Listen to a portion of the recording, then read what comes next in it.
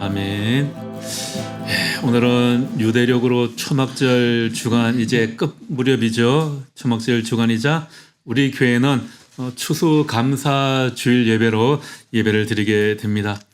또 올해는 이 추석과 날짜가 연휴와 겹쳐져 있어서 좀 더 풍성하게 여겨지는 것 같습니다. 초막절과 추수감사절 이 두 절기는 우리나라 계절로 치면 이 가을, 수학의 계절에 다 함께 있어요.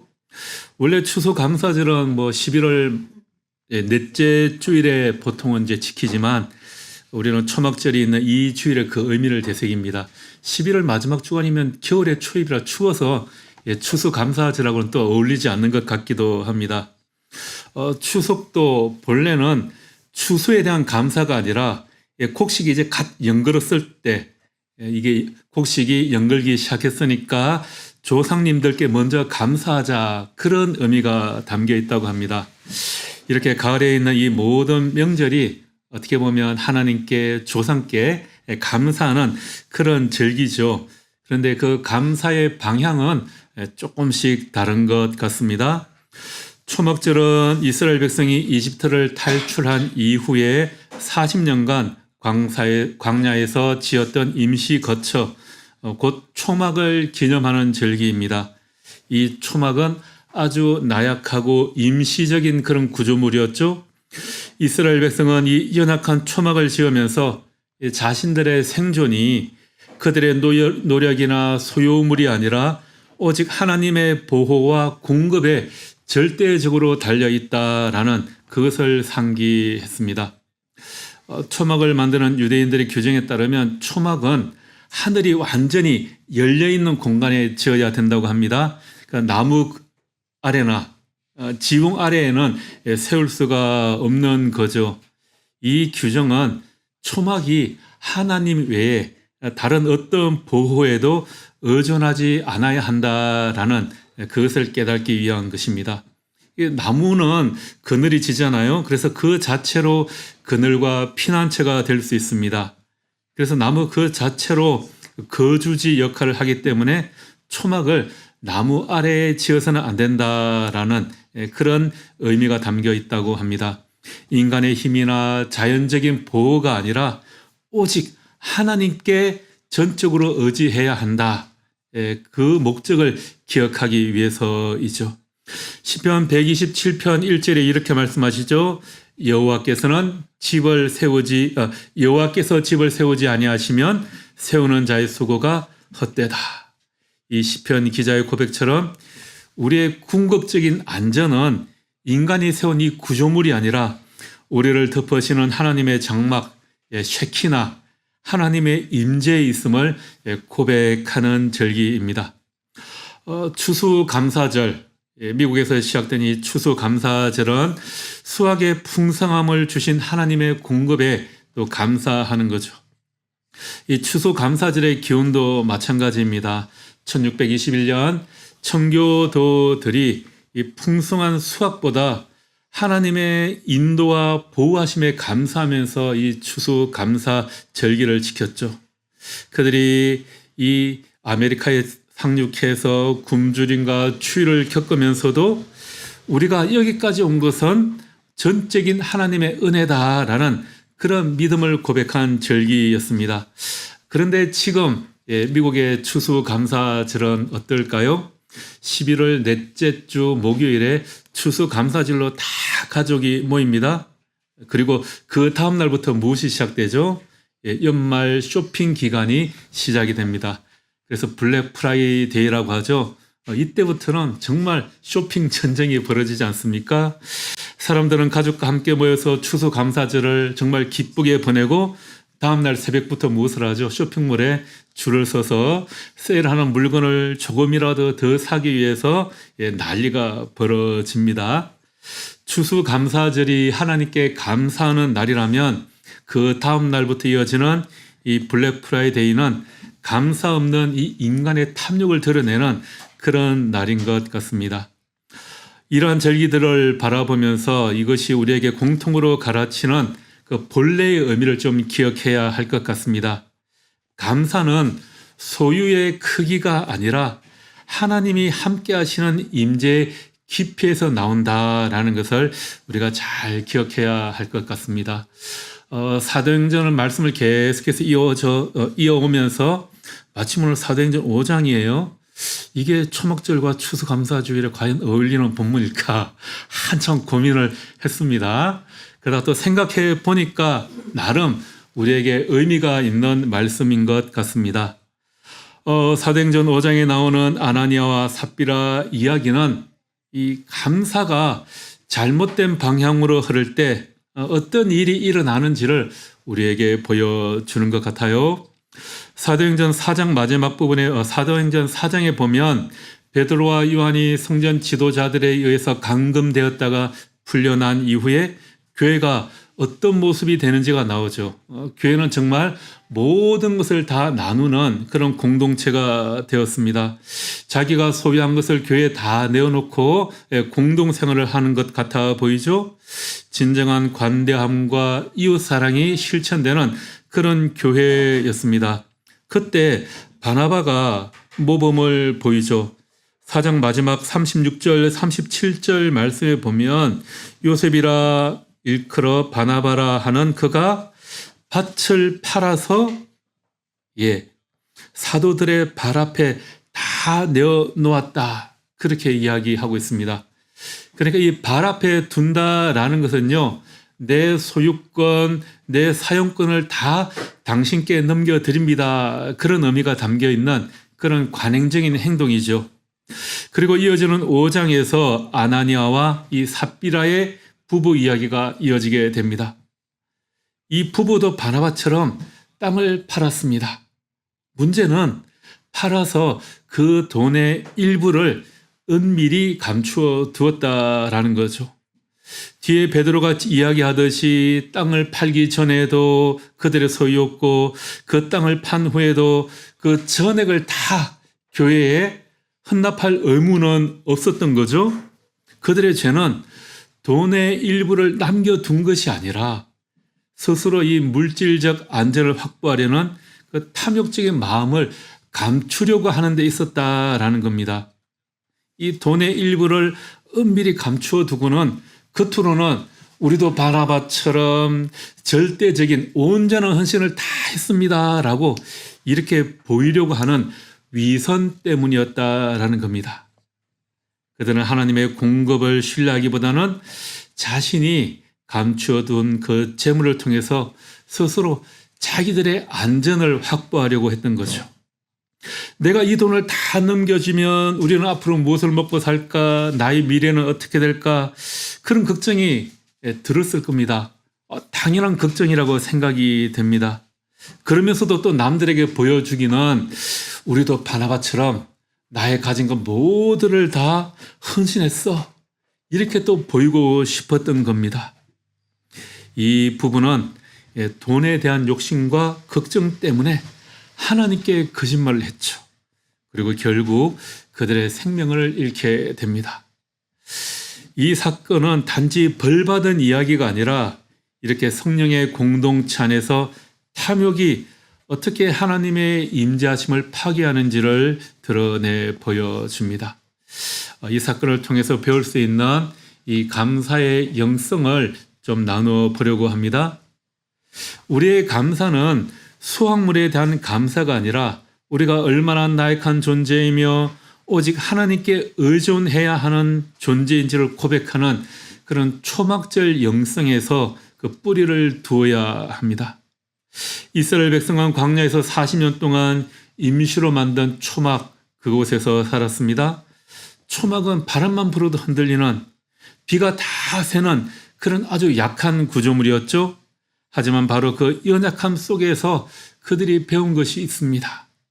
우리를 지켜주는 것은 튼튼한 집이 아니라 하나님이시다라는 겁니다. 유대인들이 지금도 초막절을 지키면서 임시 초막을 짓잖아요. 이 초막을 튼튼한 건물 안에 세우지 못하게 합니다. 인간이 만든 영구적인 보호장치를 거부하라, 그런 뜻이죠. 이것이 바로 하나님 의존의 신학입니다. 우리의 감사가 풍성한 소유에만 머문다면 그것은 아주 미숙한 감사라는 겁니다. 진짜 감사는 아무것도 확실하지 않은 이 광야 속에서도 하나님이 함께 하셨다라는 고백에서 나온다라는 겁니다. 아마 아나니아와 삽비라는 교회 안에서 바나바처럼 보이고 싶었을 겁니다. 바나바는 밭을 팔아서 그 천액을 사도들의 발 앞에 두었습니다. 그런데 아나니아와 삽비라는 똑같은 명예는 원했지만 희생의 대가를 치르기는 싫어했던 겁니다. 그래서 땅을 팔고 그 돈의 일부를 몰래 감추었습니다. 문제는 돈이 아니라 속임수, 거짓말에 있었던 거죠. 그래서 베드로는 5장 3절에 이렇게 말하지 않습니까? 아나니아야, 어찌하여 사탄이 내 마음에 가득하여 내가 성령을 속이느냐? 그들의 죄는 단지 돈을 숨긴 것이 아니라, 단지 돈을 남긴 것이 아니라 자신의 안전을 하나님이 아닌 다른 재물에 두려고 한 것에 있다라는 겁니다. 그들은 초막절의 신학, 곧 하나님만을 의존하는 것을 버리고 스스로 할 수 있다는, 내가 스스로 혼자 할 수 있다는 이 자립이라는 환상에 빠져 있었던 겁니다. 결국 하나님께 대한 신뢰 대신에 돈으로 자신을 보호하려고 했던 거죠. 그 결과 그들은 생명을 잃어버리게 되었고요. 공동체는 큰 두려움에 빠졌다고 합니다. 초막은 말 그대로 나무 막대기와 식물 가지를 얼기설기 엮은 것에 불과합니다. 지붕으로 하늘이 다 보입니다. 그리고 하나님이 그 연약한 초막에 함께하여 지켜주신다는 그런 믿음의 고백을 하는 장소입니다. 그런데 아나니아와 삽비라는 자기 힘으로 무너지지 않는 장막을 만들려고 했던 겁니다. 안정된 통장 잔고, 비가 새지 않는 지붕, 바람이 들지 않는 튼튼한 벽을 자기 힘으로 만들기를 원했습니다. 그들은 하나님의 보호가 아니라 이 자립이라는 환상에 빠져 있었던 겁니다. 그래서 그들의 거짓말은 인간을 향한 거짓말에 그치지 않습니다. 베드로가 5장 4절에 그러지 않습니까?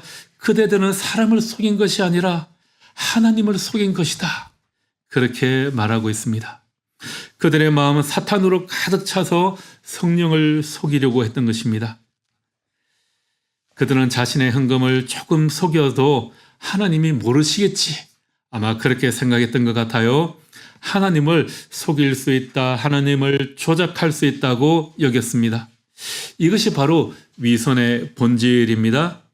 하나님은 우리가 얼마나 많은 것을 드렸는가 하는 것보다 어떤 마음으로 드렸는가를 보십니다. 하나님을 향한 순수한 감사와 사랑으로 드린 그런 헌신을 원하시지, 위선과 욕심으로 포장된 그런 것을 원치 않으십니다. 경제학자 데이비드 맥 윌리엄스가 쓴 머니, 돈 인류의 역사라는 책이 있어요. 이 책에 이런 내용이 나옵니다. 돈은 인간 욕망을 가장 잘 드러내는 거울이다. 여러분, 그런 것 같죠? 돈은 선한 도구이지만 인간의 마음이 돈에 지배되면 그 돈이 바로 신이 된다고 합니다. 그때부터 돈은 관계를 파괴하고 진리를 왜곡합니다. 돈은 권력이 되고 그 권력은 사람을 유혹하게 되는 거죠. 아나니아와 삽비라는 바로 이 돈의 환상, 거짓 기부로 권력과 지위를 얻으려는 이 욕망에 사로잡혀서 우리 인간의 그 어두운 면을 보여주는 것입니다. 또 종교학 사학자인 오무라 오지로의 종교의 흑역사라는 책이 있어요. 이 책에서는 종교가 돈에 집착할 때 어떤 일이 일어나는가, 이것을 보여주는데요. 책에 보면 이런 내용이 있습니다. 종교가 영혼을 구원하는 길에서 벗어나 헌금을 걷기 위한 시스템이 될 때 신앙은 타락한다. 무슨 말인가 이해가 되시죠? 중세 가톨릭에서는 면죄부, 성직 매매 이런 것들이 횡행하지 않았습니까? 이런 것이 바로 하나님의 은혜를 돈으로 살 수 있다는 그런 생각에서 나온 것입니다. 아나니아와 삽비라의 마음이 그랬던 것 같아요. 자기가 드린 헌금으로 하나님의 은혜를 살 수 있다라고 생각하는 겁니다.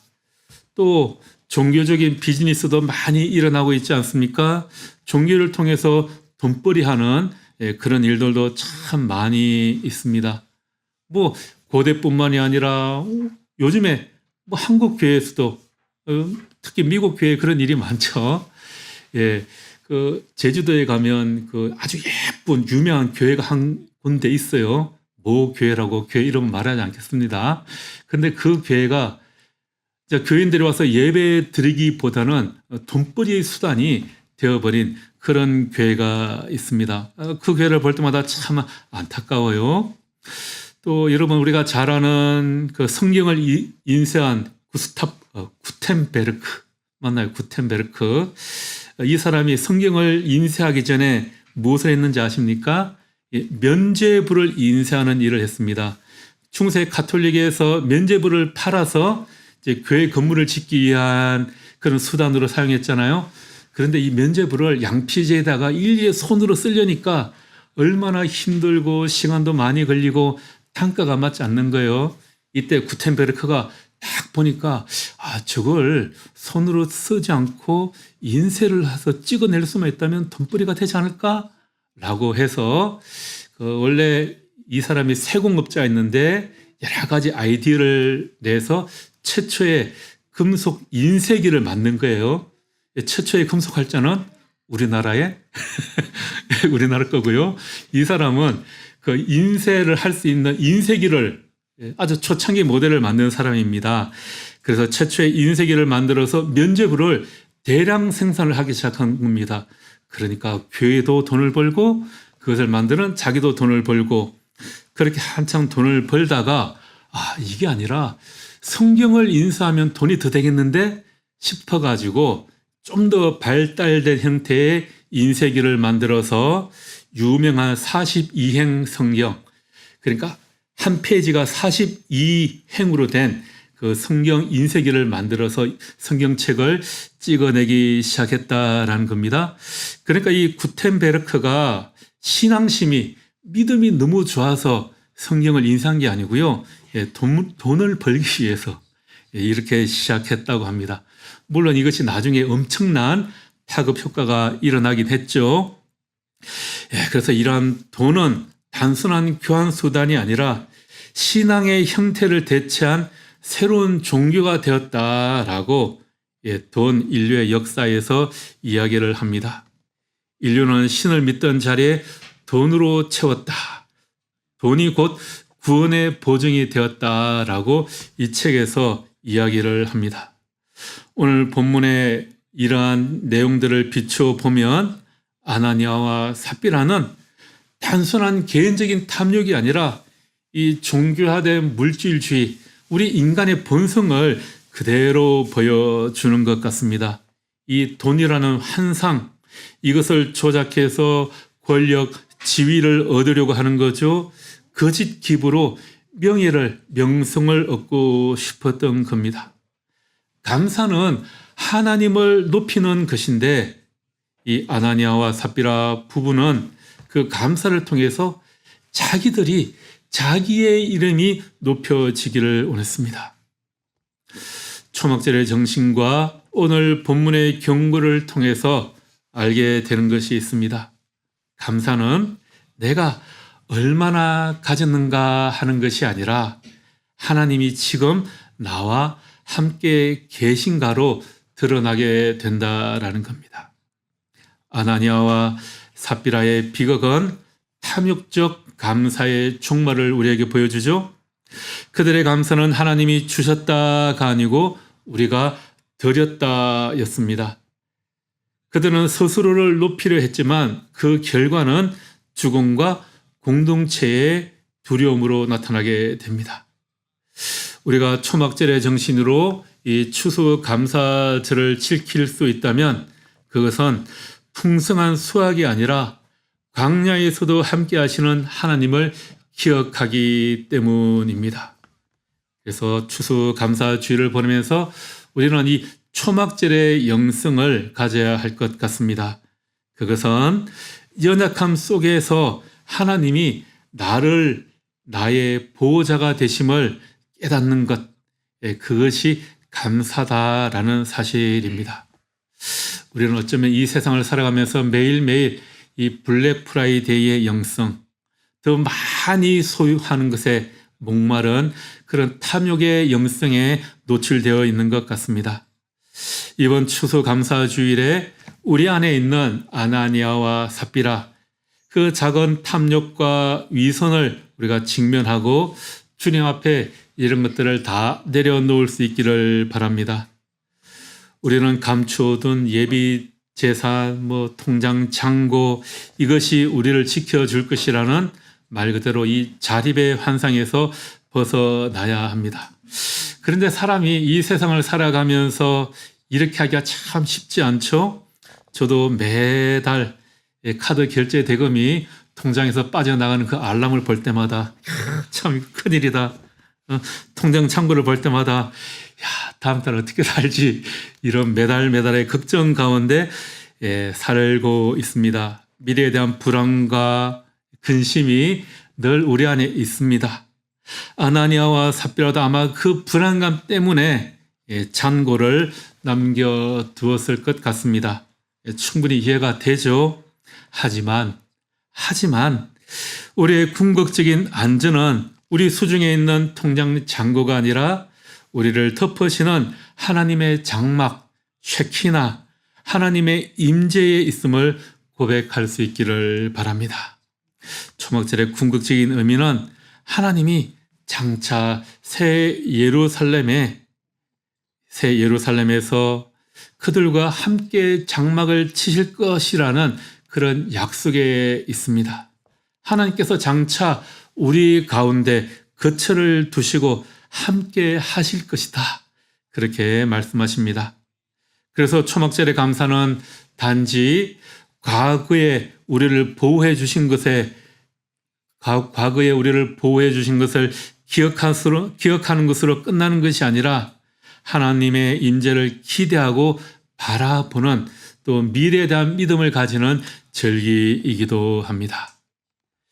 이번 이 추수감사주의를 보내며 우리의 통장 잔고, 또 우리 가정, 우리 집, 우리 건강뿐만이 아니라 하나님이 나와 함께 하신다라는 이 사실에 더 기뻐할 수 있기를 바랍니다. 초막처럼 때로는 우리의 삶이 흔들려도 무너지지 않고 하나님 안에서 참된 평안이 있기를 소망합니다. 그것이 우리가 초막절을 보내는 감사의 신앙이 될 것입니다. 그때 성령께서 내 안에, 그리고 우리 공동체 가운데 거하시고 우리의 감사가 진정한 예배가 되는 줄 믿습니다. 기도하겠습니다. 사랑과 은혜의 하나님, 우리의 초막은 작고 연약하지만 그 안에 주님의 영광이 거하시니 감사합니다. 아나니아와 삽비라처럼 거짓된 안전을 쫓지 않게 하시고 주님 한 분만 의지하는 믿음을 회복하게 하옵소서. 우리 교회가 사람의 인정보다 성령의 임재를 두려워하는 교회가 되게 하시고 헌신이 계산이 아닌 감사로 드려지는 공동체가 되게 하옵소서. 예수님 이름으로 기도합니다. 아멘.